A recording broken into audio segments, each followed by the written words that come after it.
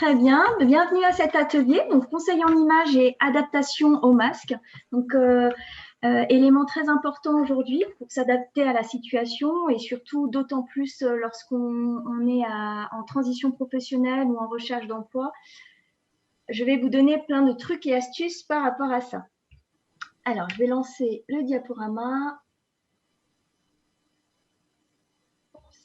Voilà. Alors, nous verrons notamment les trucs et astuces pour améliorer aussi son image professionnelle et puis découvrir les clés pour faire oublier votre masque. Alors, déjà, juste qu'on prenne conscience aussi de l'importance de la première impression. 100% de notre temps sert à communiquer autour de nous, hein, quelle que soit la situation dans notre quotidien. On communique sans le vouloir parfois, hein, par notre gestuelle, par notre posture. On transmet cette communication aux autres. Et je tiens à préciser, c'est vrai, l'habit ne fait pas le moine, hein, donc c'est une expression qu'on entend beaucoup. Par contre, dans le cadre professionnel, il permet de rentrer dans le monastère. Donc, c'est une des clés pour pouvoir obtenir, par exemple, un entretien ou un objectif particulier suite à l'entretien. Un entretien professionnel, par exemple, quel que soit le cadre. Donc, votre image, votre première image que l'on va visualiser en 2 secondes va être déjà votre carte de visite visuelle. Donc, ça, c'est très important. Et surtout, vous n'aurez pas l'occasion de faire 2 fois une bonne première impression. Donc, ça, c'est très important. Expression de Coco Chanel. Si vous avez des questions, n'hésitez pas à intervenir. Alors, je vais vous parler aussi de la règle des 4 x 20. Donc, la règle des 4 x 20, les 20 premières secondes, lorsqu'on va interchanger, discuter, communiquer avec nos interlocuteurs, eh bien, les 20 premières secondes sont décisifs, surtout des interlocuteurs qui ne vous connaissent pas, vont se faire une première idée de votre carte de visite visuelle et de votre posture professionnelle. Donc, très important.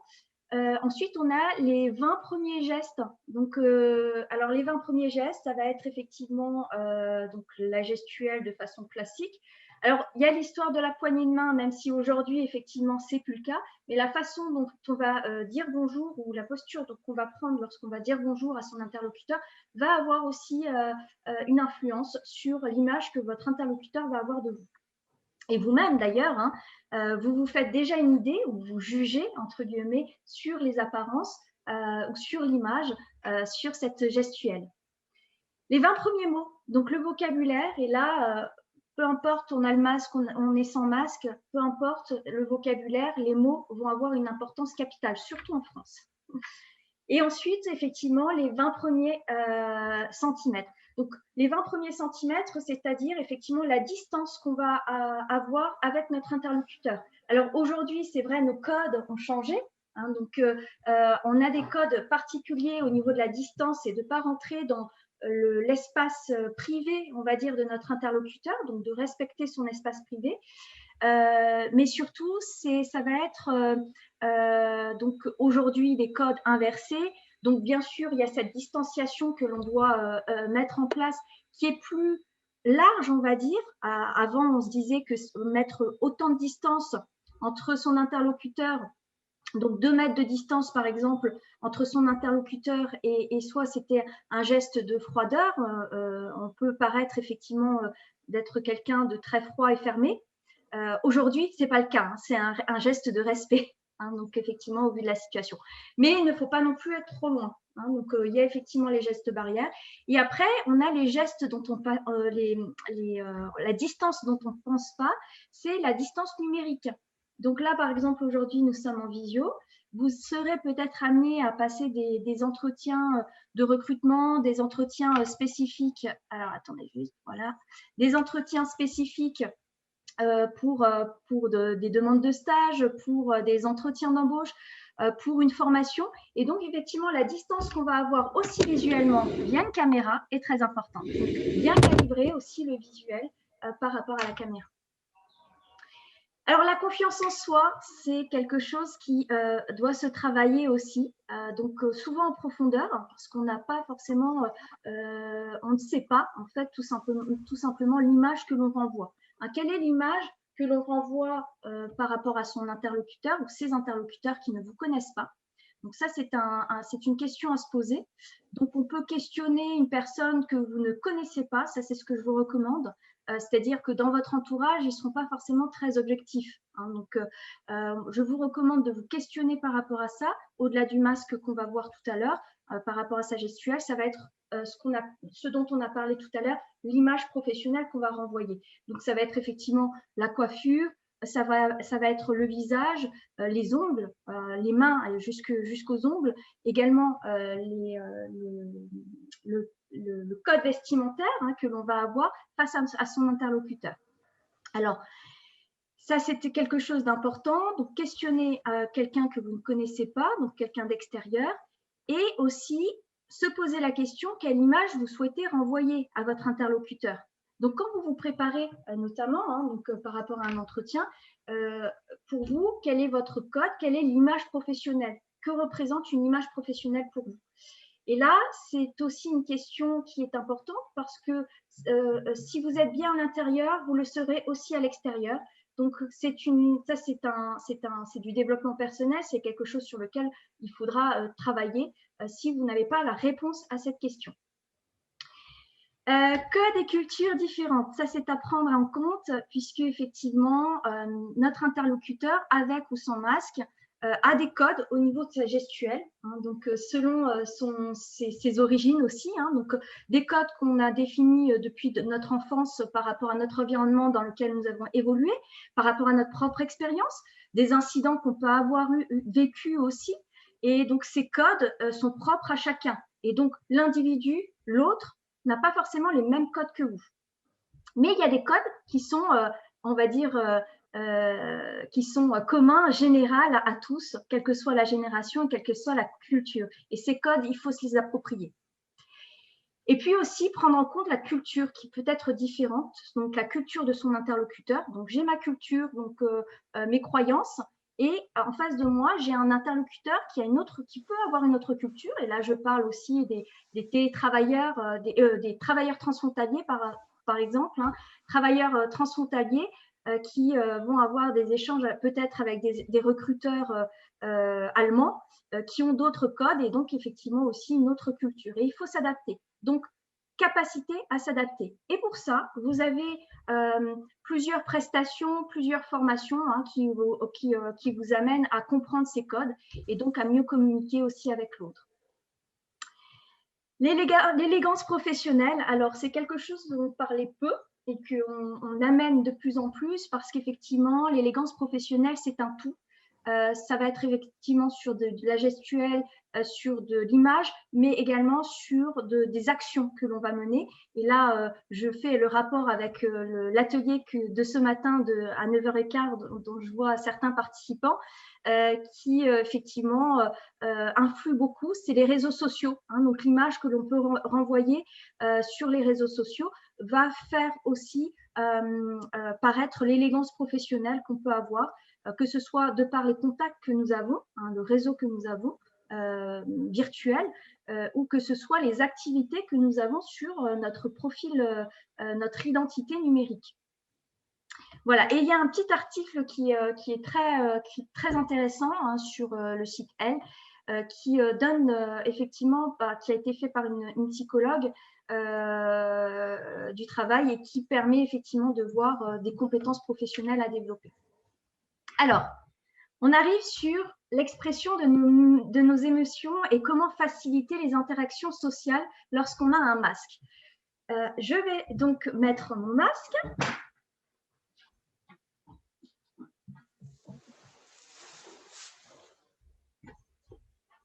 Voilà, et donc, alors, là, vous voyez plus donc vous voyez uniquement mes yeux. Donc, alors, je vais juste faire entrer quelqu'un qui est en attente, voilà. Donc, vous ne voyez plus que mes yeux maintenant. Alors, c'est vrai que du coup, on a le visage, une partie de l'expression faciale qui est qui masque nos émotions, puisque effectivement aujourd'hui, quand on communique, ce qui est important, c'est de bien maîtriser ses émotions et aussi de savoir quelle émotion on renvoie à l'autre ou de décrypter l'émotion de l'autre, parce que ça permet de donner des codes sur le message que l'on veut faire passer ou le message que mon interlocuteur me fait passer.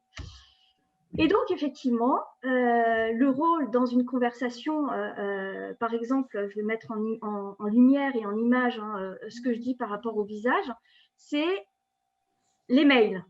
Donc, quand on écrit des mails, notamment des mails professionnels, par exemple, beaucoup d'entreprises maintenant intègrent, au vu de la situation, enfin en tout cas, conseillent d'intégrer des émoticônes entre collègues quand ils s'échangent dans des chats, dans des conversations via des plateformes comme Teams, par exemple, ou des échanges mails internes entre collègues.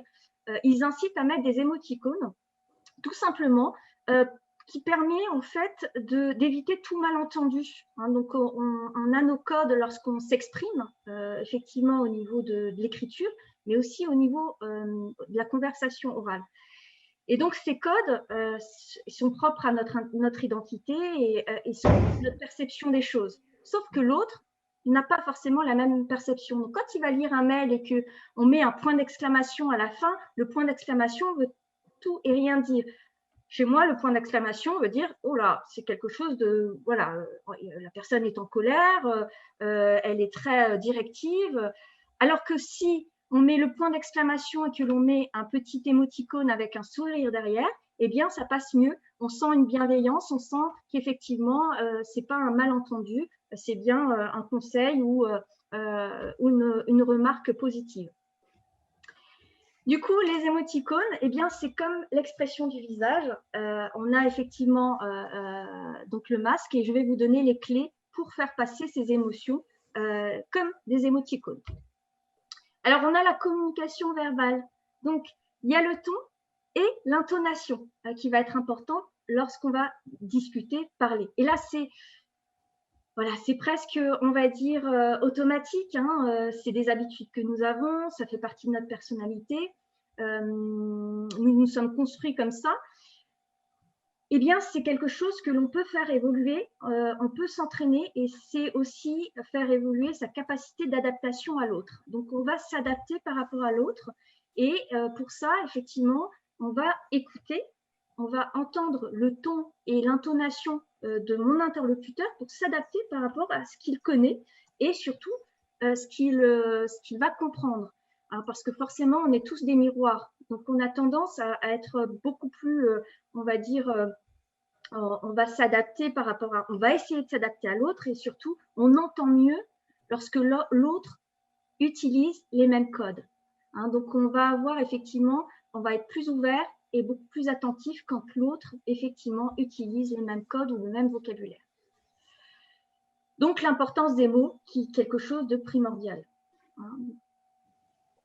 Tout ça, ça s'apprend. Donc, l'importance des mots, ce que je vous disais tout à l'heure, le code général, le vocabulaire général entendu, et on va utiliser certains mots qui ont peut-être une connotation négative pour la plupart des personnes, mais pas pour vous. Et donc, vous allez l'utiliser dans votre phrase. Or, il peut y avoir des synonymes, des mots plus positifs, par exemple, qui veulent dire la même chose, mais qui a une expression plus positive pour la majorité des gens. Et là, vous avez effectivement sur Internet un dictionnaire spécifique sur toute la signification des mots et notamment trouver un synonyme d'un mot que l'on peut considérer comme quelque chose de peut-être un peu négatif, ou on vous a déjà dit que c'était peut-être vos expressions un peu négatives, eh bien, on va retrouver sur ce dictionnaire des synonymes plusieurs mots faciles à comprendre par tous et beaucoup plus positifs. Ensuite, on a la communication non verbale. Alors ça, c'est quelque chose d'important aussi, c'est la gestuelle. Donc, parfois, on dit, et souvent certaines origines aussi font qu'on parle avec nos mains. Et donc, c'est quelque chose de finalement qui va accompagner aussi les émotions et donc qui va permettre l'ouverture. Donc, parfois, quand on a tendance, je prends quelque chose de standard, on a un entretien où on discute avec notre interlocuteur et on a les bras croisés comme ça. Donc, ces bras croisés, en plus, on ne voit pas le sourire, eh bien, peut avoir une signification pour l'autre de quelque chose d'enfermé, de froid. Non, je ne veux pas que tu discutes avec moi. Voilà. Donc, ça peut être un signal négatif pour votre interlocuteur. Donc, il y a des gestes à connaître. Et donc, pareil, sur Internet, vous avez des images, des gestuels qui permettent de montrer l'accompagnement de ce que vous voulez dire. Et donc, c'est quelque chose on va dire, de complémentaire à ce que vous voulez dire. Alors, les yeux et les pupilles, on va le voir juste après parce que c'est très important, on n'y pense pas. Alors, c'est vrai qu'on a une distanciation sociale à avoir, mais l'expression des yeux, on va beaucoup plus être concentré sur l'expression des yeux, forcément. Hein, donc, et ce qui est intéressant, c'est que psychologiquement, notre cerveau, il va essayer de s'adapter, mais il faut l'accompagner. Et il va se concentrer, ça c'est instinctif, hein, il va se concentrer sur la pupille. Et on le verra tout à l'heure, c'est une astuce, mais c'est vrai que j'ai pu le mettre en pratique et ça fonctionne bien. On a la posture aussi, hein, donc effectivement, toujours le côté être ouvert. Donc, quand je parlais de confiance en soi, on a tendance, hein, les personnes qui sont pas confiantes, quand on est face à un interlocuteur, on va avoir cette impression, hein, quelqu'un qui est un peu rabaissé comme ça. Souvent, notre image, notre posture définit ce qu'on a dans la tête. Et ça se travaille aussi. Hein, ça, on peut se coacher et s'auto-réguler, on va dire, hein, ou auto-réguler notre corps par rapport à ça. Donc, le contrôler, mais pour ça, il faut en avoir conscience. Et donc, effectivement, la posture, donc être ouvert, avoir la tête effectivement bien haute à niveau de notre interlocuteur et sont des éléments très importants aussi dans la compréhension du message que l'on souhaite faire passer. On a la distance, donc avec ses interlocuteurs, on en a parlé tout à l'heure, et puis ses expressions faciales. Donc, quand on sourit derrière le masque, eh bien, ça se voit. Donc, on va le voir justement sur la diapositive suivante. Hop. Parce que quand on sourit, vous avez donc et notre cerveau va le voir. C'est-à-dire qu'on a tendance à se dire qu'avec le masque, ça ne se verra pas. Que je souris, ou que je tire la langue, ou que je fasse la tête, ou que je fasse la moue avec ma bouche, eh bien, ça ne se verra pas. Eh bien, si, parce que tout est relié au niveau du haut. Et donc, effectivement, le cerveau a cette capacité instinctive qui va interpréter très rapidement aussi cette expression. Donc, c'est comme au téléphone, vous entendez, vous savez quand votre interlocuteur au téléphone sourit ou pas. Et ça, c'est instinctif. Hein, c'est-à-dire que ce n'est même pas un travail qui se fait, c'est votre cerveau qui l'interprète. Du coup, vous, de votre côté, c'est pareil. Quand vous êtes au téléphone, quand vous êtes en visio, comme ça, vous allez entendre, même quand je parle, vous entendez si quand je souris ou pas. Donc ça, c'est quelque chose de très important. Donc, pensez toujours à sourire, même si vous avez un masque, pour vous, pour votre bien-être, mais aussi par rapport à votre interlocuteur. Il le verra, en tout cas, son cerveau va le réinterpréter. Et puis, vous avez aussi donc, le pouvoir des yeux. Donc, très important, pouvoir des yeux. Donc, je vous parlais de la pupille tout à l'heure, mais même l'expression des yeux. Donc, effectivement, en fonction de votre regard qui monte au ciel, ça va être effectivement la colère où on a les sourcils qui sont froncés ou quand on est en incompréhension, etc. Donc, ça aussi, ça se maîtrise et ça permet de faire passer quelques émotions. Donc, si c'est bien le message que l'on souhaite faire passer. Et la joie aussi, hein, donc la surprise, la joie. Donc, ça va être un travail très important et c'est de s'entraîner dans le miroir parce qu'en fait, c'est quelque chose qu'on n'avait pas l'habitude à faire et on va dire, c'est instinctif, on ne contrôle pas forcément, mais on peut s'entraîner à le contrôler et surtout à l'intensifier. Et ça, c'est important. On va l'intensifier parce qu'effectivement, c'est comme quand vous êtes au théâtre. Hein, donc, au théâtre ou dans une salle de spectacle, on va l'imaginer, un jour, on y retournera. Le public qui est devant, effectivement, va pas avoir de difficulté à le voir de façon naturelle, mais on est comme des acteurs. Là, avec un masque, il faut s'entraîner comme si on était acteur et qu'on parle à un public qui est beaucoup plus loin que celui qui est au premier rang. Donc, on va en fait avoir une expression intense et presque jouer, hein, comme des acteurs au théâtre, qui vont s'adresser au dernier rang du théâtre. Et puis, alors, je vous ai mis un petit lien aussi, puisque parfois, ce n'est pas évident pour tout le monde de déchiffrer quand même les expressions, parce que, comme je vous le disais, on a nos propres codes et nos propres impressions. Et effectivement, il y a des codes et il y a des outils qui permettent de déchiffrer les expressions avec un masque. Il y a même une application, je vous l'ai mis tout à l'heure, dans la diapositive suivante, des applications spécifiques à ça. Alors, je vous disais tout à l'heure, se concentrer à voir et à écouter, puisque nos autres sens, du fait que une partie de notre visage a été masquée, nos autres sens sont décuplés et on va pouvoir les entraîner, hein, donc les entraîner à visualiser, donc à aussi à interpréter et surtout à écouter. Et donc, l'ouïe va être quelque chose d'important.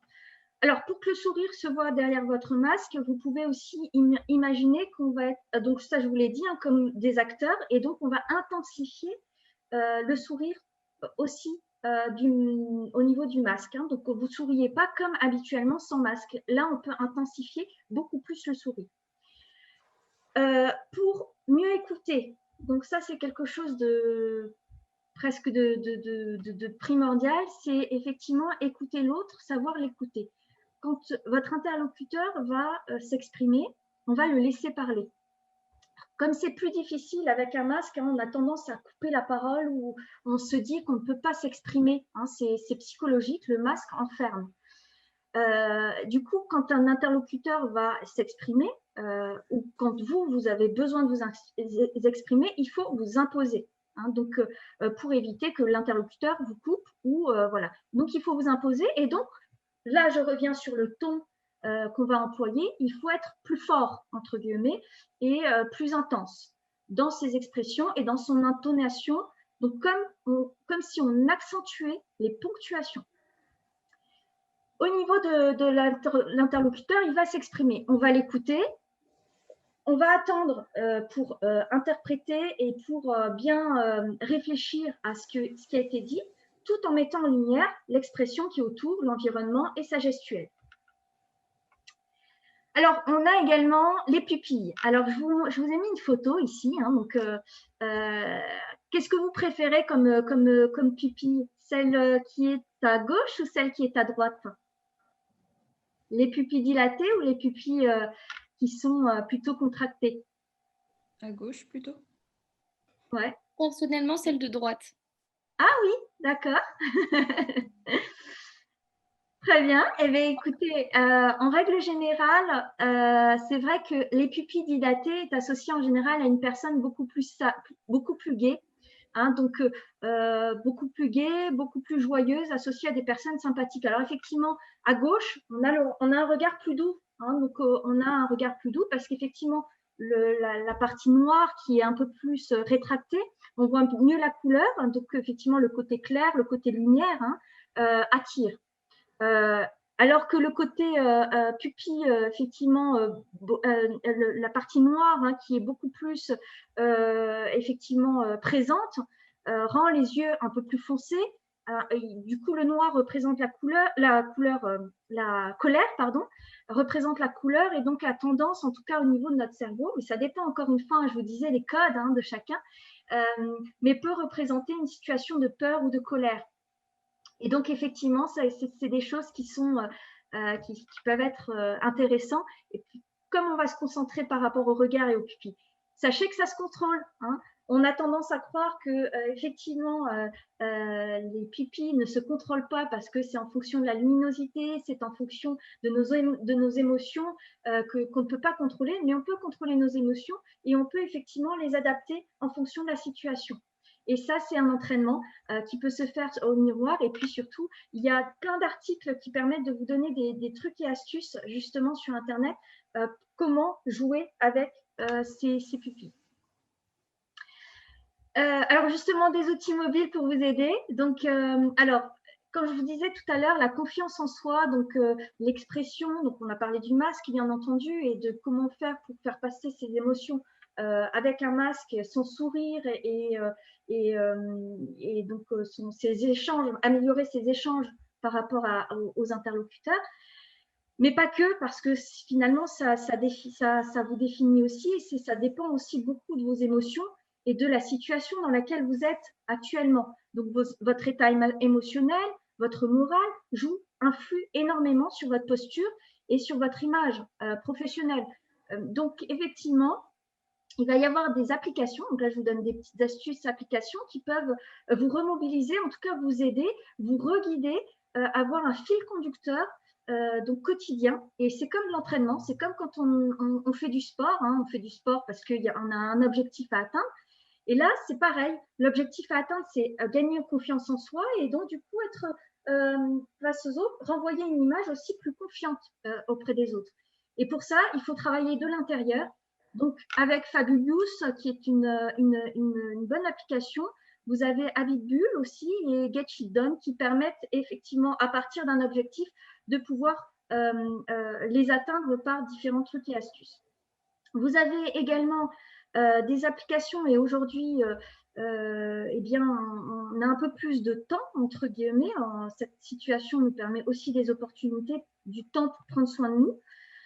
Et donc, pour ça, vous avez bien sûr des vidéos YouTube hein, que je vous recommande. Il y a des MOOC, il y a plein de aujourd'hui, le numérique nous permet d'accéder à toutes ces fonctionnalités, mais également via Zoom avec des interlocuteurs en échange simultané pour prendre soin de vous, pour gérer votre stress, la méditation, la respiration et l'alimentation aussi. Hein. Tout est lié. Hein, donc, votre corps extérieur parle. L'état de vos cheveux, l'état de vos ongles, l'état de votre corps, ça vient de l'intérieur. Hein, donc, beaucoup sur effectivement l'état de santé intellectuelle, mais également sur l'alimentation. Donc, vous avez Petit Bambou, vous avez Breathing Zone qui est sur la respiration, Sleep Cycle aussi. Et puis, vous avez des applications Améliore Santé, Bien-être au quotidien qui existent également. Pour votre image, vous avez des applications spécifiques pour la coiffure. Des fois, ça fait du bien aussi, hein, puisque les centres de coiffure sont ouverts actuellement, c'est pour ça que j'en parle. Mais voilà, des coiffures simulation, des astuces beauté, aussi pour les hommes, hein, parce que je vois des participants hommes, c'est quelque chose d'important. Dans notre réseau, nous avons la structure AS Accompagnement qui fait des prestations pour des travailleurs transfrontaliers, donc par rapport à l'Allemagne. Et on a un coach en image justement qui intervient et pour les hommes. Et on a vu effectivement le jour et la nuit.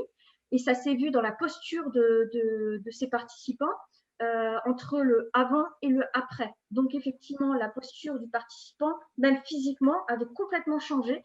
On ne reconnaissait pas effectivement le avant-après et finalement le participant il a surtout gagné confiance en lui quelque part et ce qui lui a permis de se transformer physiquement aussi. Voilà par rapport aux conseils.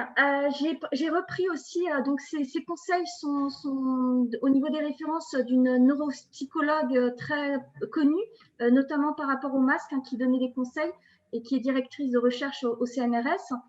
Donc, vous pourrez voir ces recherches et ces conseils aussi sur Internet. Et encore une fois, une expression qui est très importante, toujours à avoir en tête, que voilà, on a dû s'adapter parce qu'il y a le masque.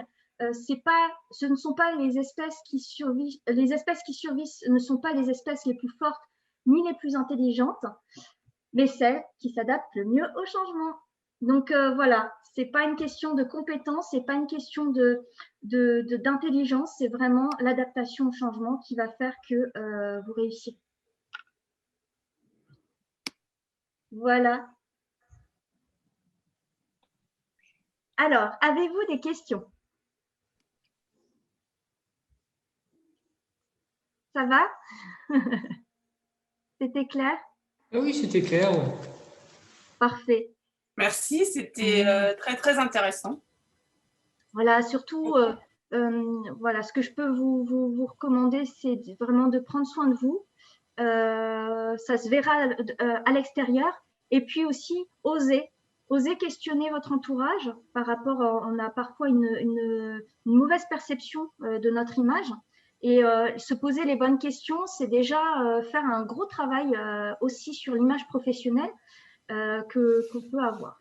Hein. Merci. Merci Voilà. à vous. Merci Et beaucoup. de rien. Et je vous souhaite encore un bon salon. Hein. Les stands sont encore ouverts jusqu'à 12h15. Donc, n'hésitez pas à faire un tour sur nos différents stands et rencontrer justement nos coachs, nos conseillères et nos consultants psychologues du travail. Merci beaucoup. Ok, Au merci revoir. beaucoup. Au revoir. Bonne journée. Au revoir. Au revoir. Bonne journée, à bientôt.